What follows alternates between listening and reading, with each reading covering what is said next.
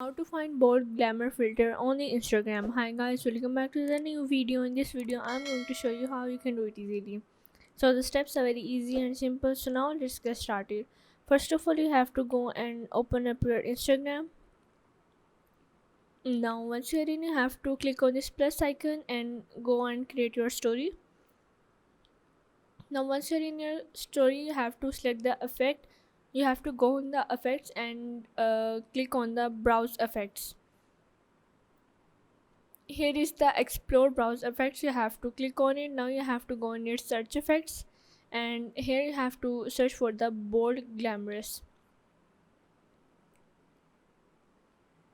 Now once you search it, there are many types of effects. You have to click on this one, that is bold glamour, and you have to add this to your picture or which you want to add. So yeah, this is how you can find bold glamour filter on the Instagram.